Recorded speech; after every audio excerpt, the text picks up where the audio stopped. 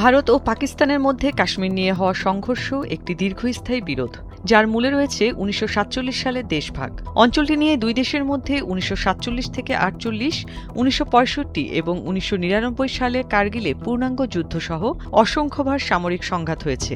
সাম্প্রতিক বছরগুলোতেও দুই দেশ বেশ কয়েকবার বড় ধরনের আন্তঃসীমান্ত সংঘর্ষে জড়িয়েছে। ভারত কাশ্মীরকে তার অবিচ্ছেদ্য অংশ হিসেবে দাবি করে। অন্যদিকে পাকিস্তানের অবস্থান হল কাশ্মীরের জনগণের মতামতের ভিত্তিতে এই অঞ্চলের ভবিষ্যৎ নির্ধারণ হওয়া উচিত। এই ভিন্ন অবস্থানের কারণেই দুই দেশের সম্পর্ক দীর্ঘদিন ধরেই উত্তেজনাপূর্ণ। সাম্প্রতিক উত্তেজনা সেই পুরনো সংকটকে আবারও সামনে নিয়ে এসেছে। দীর্ঘদিনের অমীমাংসিত কাশ্মীর ইস্যুকে কেন্দ্র করে আবারও উত্তেজনা বেড়েছে ভারত ও পাকিস্তানের মধ্যে। দুই দেশের নিয়ন্ত্রণ রেখা বরাবর সংঘর্ষ ও পাল্টাপাল্টি গোলাগুলির ঘটনায় সীমান্তবর্তী এলাকায় উদ্বেগ ছড়িয়ে পড়েছে। উভয় দেশই একে অপরের বিরুদ্ধে যুদ্ধবিরতি লঙ্ঘনের অভিযোগ তুলছে।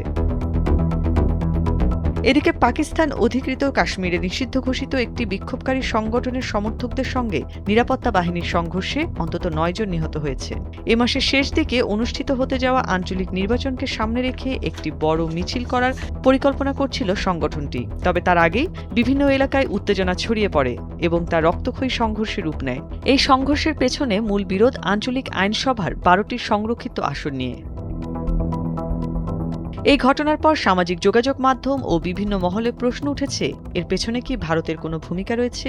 কেউ কেউ বলছে পাকিস্তান নিয়ন্ত্রিত কাশ্মীর দখলের জন্যই ভারত এমন সংঘর্ষের উস্কানি দিচ্ছে। এছাড়া ঘটনার পরপরই পাকিস্তানের বিভিন্ন মহল থেকে দাবি করা হয় এই হামলার পেছনে ভারতের মদদ থাকতে পারে। এদিকে ভারত সরকারও এ ধরনের অভিযোগ অস্বীকার করে আসছে এবং ঘটনাটির সঙ্গে নিজেদের সম্পৃক্ততার কথা স্বীকার করেননি তারা। কাশ্মীর ইস্যুতে ভারত ও পাকিস্তানের দীর্ঘদিনের রাজনৈতিক ও সামরিক উত্তেজনার কারণে এই ধরনের ঘটনার পর দুই পক্ষের মধ্যে পাল্টাপাল্টি অভিযোগ নতুন নয়। সীমান্তবর্তী এলাকায় নিরাপত্তা অভিযান, বিচ্ছিন্নতাবাদী তৎপরতা এবং সশস্ত্র গোষ্ঠীগুলোর সক্রিয় উপস্থিতি পরিস্থিতিকে আরও জটিল করে তোলে। অর্ণব নাসির, ভোরের কাগজ।